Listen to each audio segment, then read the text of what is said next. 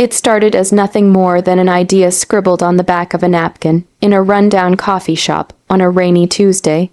The kind of idea that crackled with danger, unproven, unstable, and undeniably brilliant. Quantum substrate self-stabilization. You weren't just building a faster computer. You were building a new reality. A blueprint for machines that could think in dimensions that hadn't even been named yet. The kind of discovery that could rewrite everything from cybersecurity to artificial intelligence to space-time modeling. You worked alone, not out of arrogance, but necessity. Trust was a rare commodity. Collaboration diluted vision. You had turned down grants, venture capital, and government funding because you knew. Once they had a finger in, they'd take the whole hand. Ironically, the only people you did trust were your family. Your older brother, Rajiv, had always been your protector, and your cousin Maya had been your best friend since you were kids. Your parents, too. They didn't understand the science, but they celebrated your milestones with warm smiles and home-cooked meals. They told you they were proud, they told you they believed in you, they lied. By the third year, the codebase had become a living organism, millions of lines interacting, mutating, correcting itself in real time. You began calling it Quanta, your child. You didn't publish it, not yet, it was too early, too volatile. But that was when the question started. Why don't you just get some investors? Rajiv would ask almost casually, pouring you tea. Don't you think a company could help you finish it faster? Meyer added one day, her voice light but her eyes calculating. You brushed it off. They were just concerned, just curious, until the night you left your laptop open, just once, when you went to make a phone call. They hadn't seen you come back in the room. You stopped cold when you heard the whispers. He doesn't even have it patented yet. We could sell the access, just a mirror copy. He'll never know. $3, $5 million on the table. That's life-changing, Raj. He's too attached. It's just code. He can make another. If we wait, someone else will take it first. You stood frozen. Not angry, not heartbroken. Not yet, just empty. They knew what it meant to you.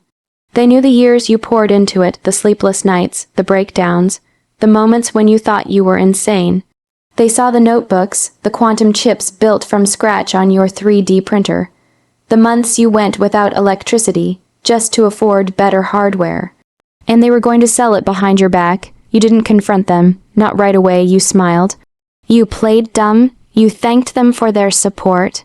Then that night, you backed up the true version of Quanta onto a cold storage drive, locked it in a Faraday cage, and encrypted the clone copy on your laptop with safes, false algorithms, and a code worm that would poison any stolen copy the moment it went online. If they wanted to sell your genius, fine. Let them sell ashes, but it still hurt, more than you could say. It wasn't just betrayal. It was betrayal by the only people you thought you could trust.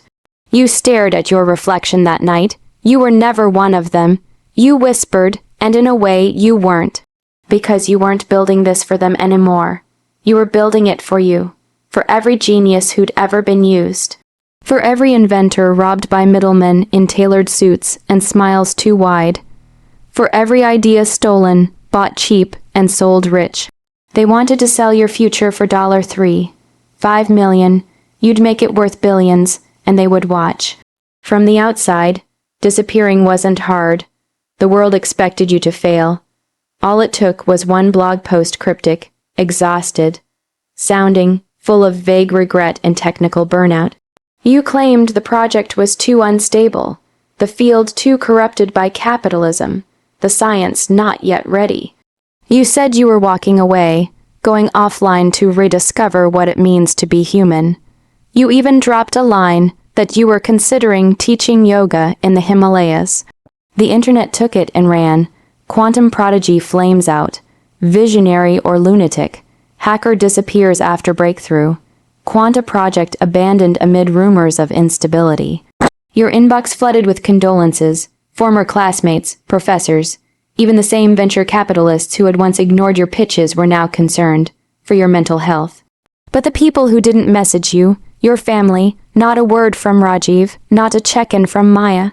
No call, no text, no email. They thought they'd won. The clone version of Quanta was gone from your system within 72 hours. You had anticipated their move. You'd set up a tracking subroutine. The moment they tried to decrypt it, the worm activated. They handed over the data to a private buyer, a major tech firm disguised through shell corporations, fronted by a man with a perfect American smile and a handshake like a banker's. The offer, $3, $5 million under the table, no patents, no press, just a quick exchange of intellectual property. They never knew they were handing over a corpse. The moment the buyer booted up Quanta, it began silently rewriting itself, scrambling all mathematical constants, corrupting logic gates, and duplicating recursive errors that would mimic real instability. It was a perfect illusion, too perfect. By the time their engineers realized something was wrong, the clone had already deployed a second payload, a reverse tracker, sending anonymous logs to your cold storage system.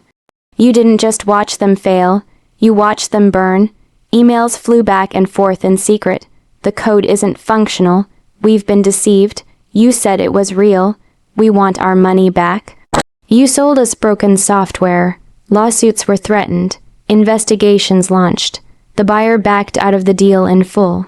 Rajiv and Meyer were left not just with nothing, but with reputations in freefall. And all the while, you were finishing the real Quanta. You had retreated to the edge of the country, renting an old cabin with solar power and satellite internet, surrounded by pine trees and silence. No distractions, no visitors, just code and clarity. You worked 12, 16, sometimes 20 hours straight. You lost weight, you barely spoke, you hardly slept, but Quanta evolved. You built in self-evolving algorithms, quantum entropy detection, and a revolutionary new date, a structure you called lattice intelligence. A thinking model that could recursively improve its own architecture by analyzing probability curves. It was no longer a tool. It was an ecosystem, and it was untouchable. You encrypted it with quantum, safe protocols, built digital fingerprints into the code that could trace every clone, every leak, every fork in the chain. It could smell its own theft. Then, under a pseudonym, you sent it to Arcadia Institute of Advanced Computation, a small, ethical nonprofit university in Sweden that had been developing open-source quantum frameworks. You gave it to them for free, with one request. Use it to change the world, not to sell it. They honored the request, and then everything exploded. The scientific community lit up like a power grid. White papers, conferences, government attention, global licensing offers. Arcadia secured exclusive use and redistribution rights. In less than 4 months, Quanta was valued at $4. $2 billion in intellectual property licensing. Global networks scrambled to integrate it into their systems. Medical researchers used it to model proteins at unprecedented speed. Cryptographers hailed it as the future of secure communications. Philosophers began asking whether it was. Thinking you kept quiet for a while, watching, waiting, letting the numbers grow. Then one morning, you received an email. From Maya, did you have anything to do with this? The news says a K.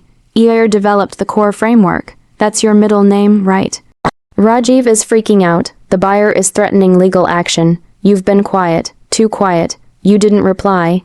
They didn't deserve your silence, but they didn't deserve your truth either. Not yet. You weren't done. It started with a name.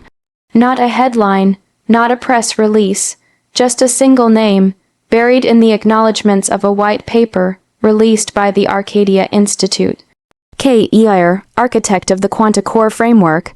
Not your pseudonym, not your alias, your real name. The media caught it almost immediately. Overnight, the whispers turned to roars. Disgraced genius behind $3. 5M tech scandal revealed as creator of $4. 2B quantum revolution. They tried to steal his research. He rewrote the future instead. The betrayal that launched a $1 billion empire. Interviews flooded in. Everyone wanted your voice, your face, your story. You picked one. Just one. A live, unedited interview on a global science broadcast.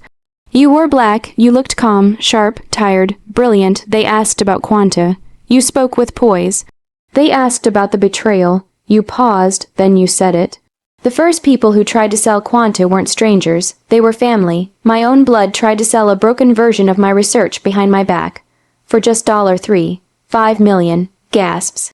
Headlines typed themselves. You continued. I didn't stop them. I let them try, because some people only learn when they fall hard enough to hear the truth crack their ribs. It wasn't rage. It wasn't revenge porn. It was controlled, precise truth as a weapon. Back home, Rajiv and Maya were unraveling. Their names were everywhere, forums, news feeds, corporate blacklists. Even their LinkedIn pages were overrun with public comments. Enjoy your $3, $5 million worth of shame. How's Betrayal paying these days? Hope the NDA didn't cover dishonor. Their buyer. Furious, embarrassed, legally disarmed. You hadn't even needed to sue them. They sued your family for fraud and breach of intellectual property. Rajiv mortgaged the house to fight the lawsuits. Maya sold her car. Your parents stopped answering the phone. They reached out to you, of course. Texts, emails, long tridden voicemails. We didn't know how far you were going to take it. We made a mistake. You've proven your point. Can't we just talk? You listened to every message. You never replied. You weren't angry anymore. You were beyond anger. Anger is loud, ugly. You were operating in the quiet cold of clarity now. With your new wealth, you didn't buy a mansion. You didn't disappear into excess. You established the Quanta Initiative, a global fund offering grants to underfunded inventors, independent researchers, and teenage prodigies with no connections. No strings attached, no venture capital, no theft disguised as investment. Your face became a symbol of the new scientific ethic, independent, incorruptible, sharp as a scalpel. You testified in front of governments, you spoke at MIT, you refused a $700 buy out from a major tech firm with a smirk and a single word, no, because you weren't for sale. Not anymore, and yet, on a cold evening 6 months later, you stood outside your childhood home. The lights were on. You saw your mother through the kitchen window, folding napkins like she always had, the same kind of mundane peace you once thought was safe.